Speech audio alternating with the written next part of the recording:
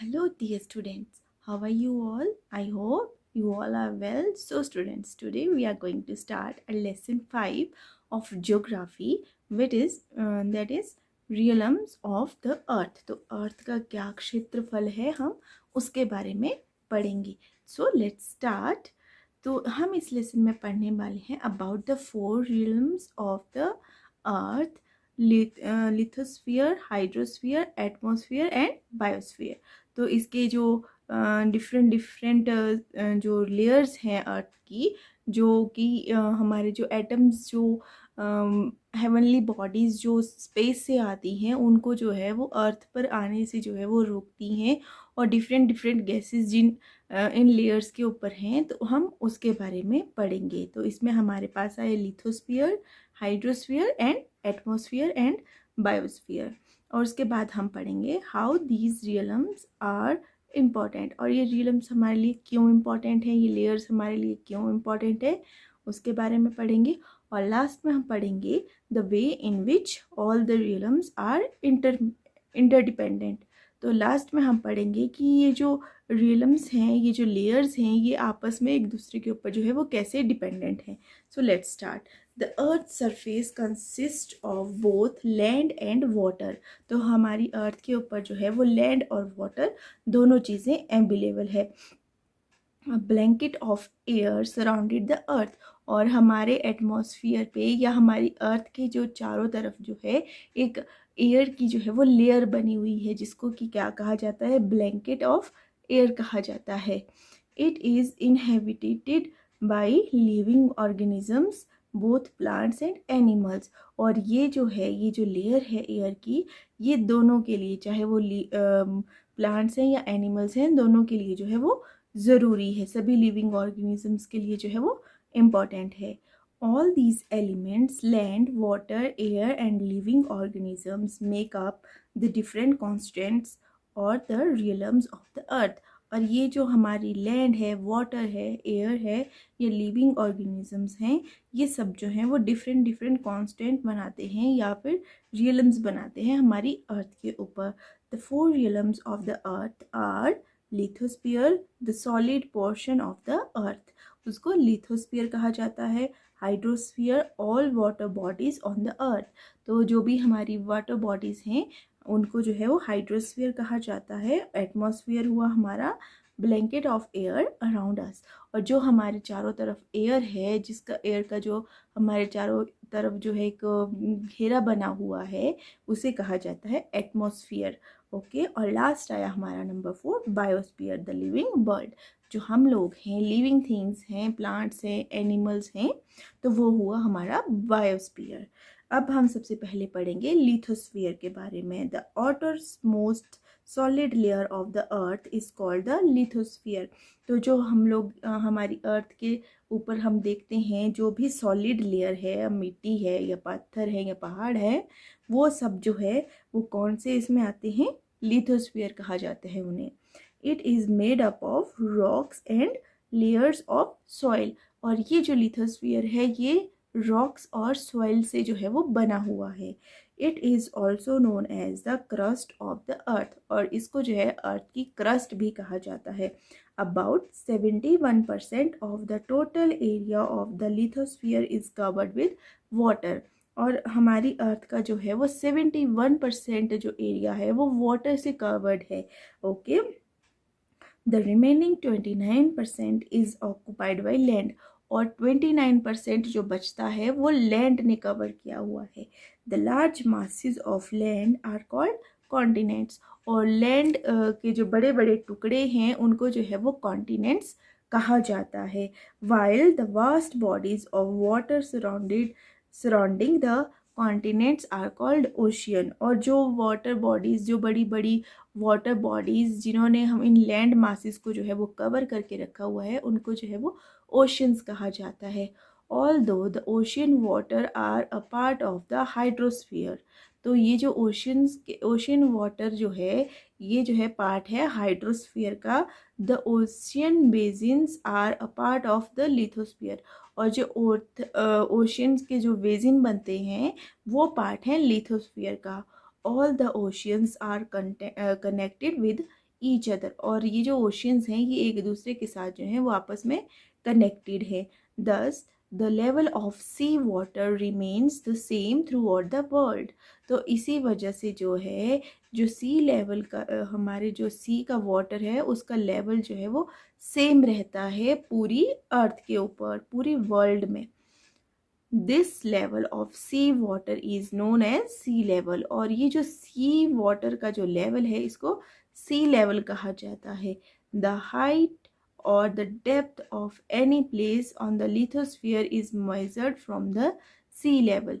तो जो हाइट नापी जाती है या गहराई नापी जाती है उसको जो है वो सी लेवल से नापा जाता है। The height or the depth of any place on the lithosphere is measured by the sea level. For instance, when we say that Mount Everest, the highest point on the lithosphere, is 8,848 meter high, we mean that this height is above the sea level. तो जब हम कहते हैं कि mount Everest की height जो है वो 8,848 मीटर्स ऊंचा है, तो वो हम लोग कहते हैं उसको सी लेवल से ऊंचा है।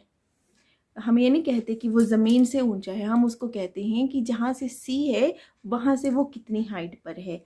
Okay, on the other hand the Challenger Deep in the marine trench, and the deepest point on the lithosphere is 11,033 metre below the sea level। तो जैसे कि जो मरीन ट्रेंच है चैलेंजर डीप, वहाँ वो जो है वो सबसे डीपेस्ट पॉइंट है। जैसे माउंट एवरेस्ट सबसे हाईएस्ट पॉइंट है, वैसे ही ये डीपर चैलेंजर डीप जो है ये मरीन ट्रेंच जो है ये सबसे डीपेस्ट पॉइंट है, और इसका जो डेप्थ है वो है 11,033 मीटर। तो इसको भी जो है वो हम सी लेवल से नापते हैं। हम ये नहीं कहते कि ये इतना गहरा है तो ये ज़मीन से इतना गहरा है, हम कहते हैं कि सी से इतना गहरा है। ओके, अब हम पढ़ेंगे next continents. There are 7 continents in the world in order of their size they are.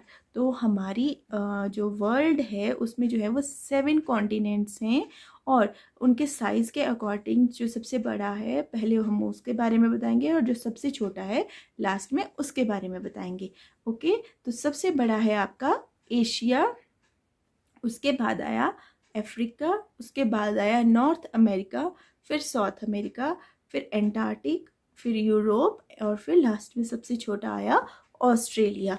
तो ये हैं हमारे 7 कॉन्टिनेंट्स, उनकी साइज़ के अकॉर्डिंग, बड़े से छोटे के अकॉर्डिंग।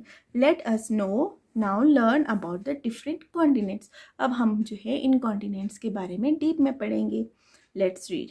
सबसे पहले आया हमारा सबसे बड़ा लार्जेस्ट कॉन्टिनेंट एशिया, जहाँ पे इंडिया भी है। जिस कॉन्टिनेंट में जो है इंडिया आती है वो है एशिया कॉन्टिनेंट।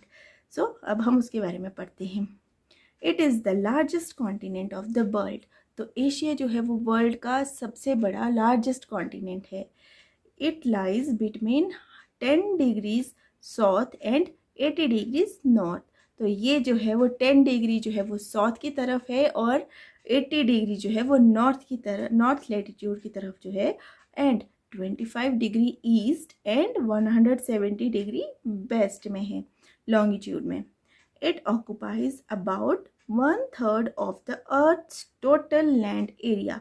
और ये जो है वो अर्थ का जो है वो 1/3 पार्ट जो है, जो अर्थ का टोटल लैंड एरिया है उसका 1/3 जो है वो सिर्फ और सिर्फ जो है एशिया कॉन्टिनेंट ने ही कवर किया हुआ है। Asia together with Europe form a continuous land mass that is known as Eurasia. तो एशिया जो है वो यूरोप के साथ जो है वो कॉन्टिन्यूस जो है वो लैंड मास के जो है वो जुड़ा हुआ है थोड़ा सा यूरोप के साथ, तो इसीलिए जो है इसको जो है वो यूरेशिया भी कहा जाता है। It is separated from the continent of Europe by the Ural mountain. और ये जो है कहाँ पे अलग होते हैं, ये अलग होते हैं एशिया और यूरोप एक दूसरे से यूरल माउंटेन की, यूरल माउंटेन है जो कि इनके बीच में आ जाती है, जो कि इनको डिवाइड कर देती है, सेपरेट कर देती है। The Caspian Sea and the Black Sea. तो एक है यूरल माउंटेन, एक है आपका कैस्पियन सी और तीसरा है आपका ब्लैक सी। ये जो इनको अलग कर देते हैं, सेपरेट कर देते हैं। Asia is surrounded by the ocean on it's three side. Asia जो है उसको ओशियंस ने थ्री साइड से कवर करके रखा हुआ है। एक है नॉर्थ साइड से Arctic ocean, Pacific ocean east से है और साउथ से है इंडियन ओशियन। तो नॉर्थ से आर्टिक ओशियन ने कवर किया हुआ है, ईस्ट से आपका पैसिफिक ओशियन ने कवर किया है हुआ है और साउथ से इंडियन ओशियन ने कवर किया हुआ है। नेक्स्ट आया हमारा number 2 Africa. It is the second largest continent of the world. ये जो है वो वर्ल्ड का सेकेंड लार्जेस्ट है। फर्स्ट है एशिया, सेकेंड है Africa. It lies between 37 degree north and 35 degree south latitudes and 17 degree west and 50 degrees east longitude.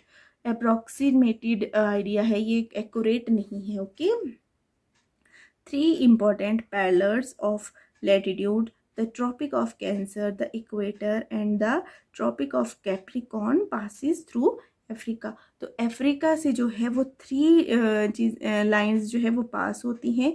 एक आपका ट्रॉपिक ऑफ कैंसर भी पास होता है, दूसरा आपका इक्वेटर पास होता है और तीसरा आपका ट्रॉपिक ऑफ कैप्रिकॉर्न भी पास होता है। Okay, the prime meridian too passes through this continent, और प्राइम मेरिडियन जो लाइन है वो भी पास करती है अफ्रीका कॉन्टिनेंट से। Africa is bound by the Mediterranean sea in the north, Indian ocean in the east and Atlantic ocean in the west. तो जो आपका अफ्रीका है इसको किस किस कौन कौन से सीज ने जो है वो कवर किया हुआ है। एक है मेडिटेरियन सी नॉर्थ से जिसने उसको कवर किया हुआ है, इंडियन ओशियन ने ईस्ट से कवर किया हुआ है। दैट मीन्स कि एशिया के बाद पीछे की तरफ को जो है वो आपका अफ्रीका आता है, क्योंकि इंडिया के साउथ में जो है वो इंडियन ओशियन है और इसके ईस्ट में इंडियन ओशियन है। दैट मीन्स कि अगर हमारा एशिया कॉन्टिनेंट यहाँ पर है तो आपका अफ्रीका कॉन्टिनेंट जो है वो यहाँ नीचे आएगा। ओके, क्योंकि एशिया के साउथ में इंडियन ओशियन है और उसके ईस्ट में इंडियन ओशियन है अफ्रीका के। और जो है वेस्ट से किया है अटलांटिक ओशियन ने cover. Earlier Africa used to be joint to Asia in its north east corner, और अफ्रीका जो है वो थोड़ा सा जॉइंट है एशिया के साथ नॉर्थ ईस्ट कॉर्नर से। Now the Suez canal separated the 2 continent, और अब जो पहले जो था वो जॉइंट था, बट अब जो है वो सुएज़ कैनल है जिसके थ्रू जो है ये दोनों कॉन्टिनेंट जो है वो एक दूसरे से अलग हो गए हैं अब। नेक्स्ट नंबर 3 आया हमारा north America. The third largest continent lies between 7 degrees north and 84 degrees north latitudes and 20 degrees west and 180 degrees west longitudes. North America is bound by the Arctic Ocean in the north, the Atlantic Ocean in the east and the Pacific Ocean in the west. तो जो आपका north America है उसको north से जो है वो Arctic ocean ने कवर किया हुआ है, आपके अटलांटिक ओशियन ने ईस्ट से कवर किया हुआ है और आपके पैसिफिक ओशियन ने वेस्ट से कवर किया हुआ है। In the south it was earlier joined to south America by the narrow isthmus of Panama.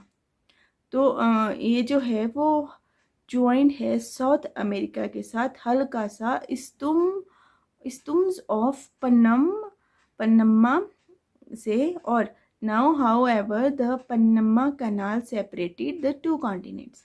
तो पहले जो था वो नॉर्थ अमेरिका और साउथ अमेरिका जो थे वो इथम्स ऑफ पन्नमा से जो था वो कनेक्टेड था, की वजह से जो था वो आपस में कनेक्टेड था। बट अब जो है वो क्या हुआ है कि जो पन्नमा कैनल है उसने जो है इन दोनों कॉन्टिनेंट्स को, नॉर्थ अमेरिका और साउथ अमेरिका को जो है वो सेपरेट कर दिया है। नेक्स्ट आया नंबर 4 पे south America. It is the 4th largest continent of the world. ये वर्ल्ड का जो है वो 4th लार्जेस्ट कॉन्टिनेंट है। It lies between 12 degree north and 55 degrees south latitude and 35 degrees west and 81 degree west longitude. South America, as you must have noticed, is the world in the world map is surrounded by oceans on almost all side. तो south America जो है वो चारों तरफ से जो है वो ओशियन से जो है वो कवर्ड है।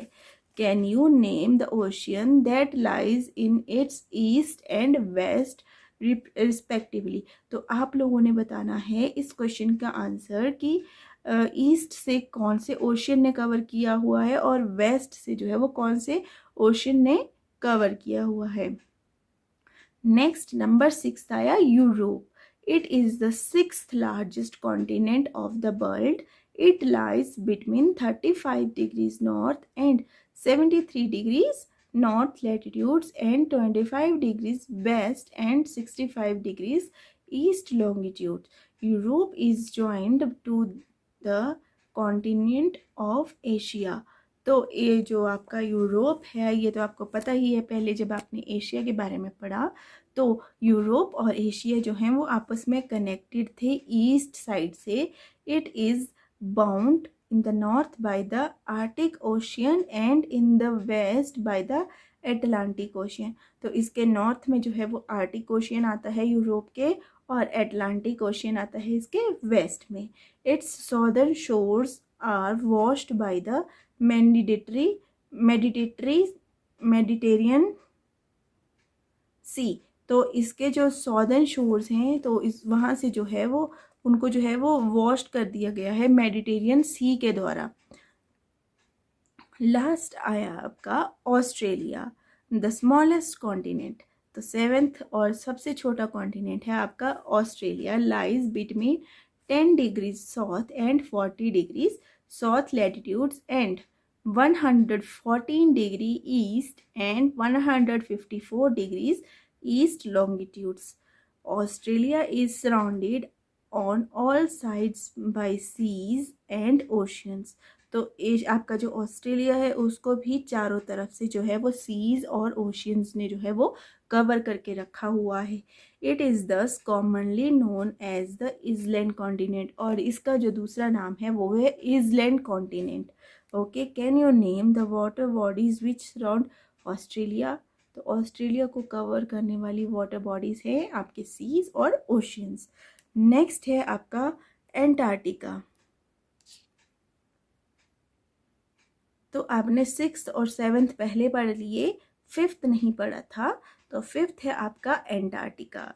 It is the 5th largest continent of the world. It lies in the extreme end of the southern hemisphere. तो आपका एंटार्क्टिका जो है वो 5th लार्जेस्ट कॉन्टिनेंट है वर्ल्ड का और ये जो है वो सॉदर्न हेमिस्फीयर के बिल्कुल एंड पर लाई करता है with the southern pole almost at the centre of it. तो ये जो है वो सॉदर्न पोल के ऑलमोस्ट सेंटर में है। Antarctica is permanently covered with thick ice and दस कॉल्ड द फ्रोजन कॉन्टिनेंट और द वाइट कॉन्टिनेंट। तो ये जो आपका एंटार्क्टिका है ये पूरे 12 मंथ जो है वो आइस से जो है वो कवर्ड रहता है। इसीलिए जो है इस कॉन्टिनेंट को फ्रोजन कॉन्टिनेंट या फिर वाइट कॉन्टिनेंट भी कहा जाता है। It is the only continent where people do not live on a permanent basis. तो ये ऐसा कॉन्टिनेंट है जहाँ पर कि लोग जो हैं वो परमानेंट बेसिस पे नहीं रहते हैं। Many countries have set up research stations in Antarctica. और बहुत सी कंट्रीज़ ने क्या किया है, एंटार्क्टिका में जो है वो रिसर्च स्टेशंस बनाए हैं जहाँ पर कि वो रिसर्च कर सकें। India also have 3 research stations there, namely Dakshin, Gangotri, Maitri and Bharti. तो इंडिया के भी कुछ रिसर्च स्टेशन हैं यहाँ पे 3, वो हैं दक्षिण, गंगोत्री, मैत्री और भारती. ओके, अब हम पढ़ेंगे importance of the lithosphere. The lithosphere is of great importance to us. तो लिथोस्फीयर की जो है वो हमारी लाइफ में जो है, हमारे लिए जो है वो बहुत ही ज़्यादा इम्पोर्टेंस है. It consists of a variety of rocks and minerals which are used in construction, in industries and as fuels. तो यहाँ पर जो है वो रॉक्स हैं, मिनरल्स हैं, जिनका यूज जो है वो कंस्ट्रक्शन के लिए किया जाता है, इंडस्ट्रीज में किया जाता है या फिर फ्यूल के लिए किया जाता है. और इसकी इम्पोर्टेंस क्या है? Provides us with land that is put to various uses. तो ये जो है वो हमें लैंड मिलता है लिथोस्फीयर से, जो कि हमारे वेरियस यूजेस के लिए जो है वो काम आता है. Provides us with soil, the most essential requirement for agriculture. और हमें सॉइल भी प्रोवाइड करता है हमारे एग्रीकल्चर के लिए. So students, this is it for today, and in our next class we will do the reading of of this lesson. Okay, so make a reading video and send it to me.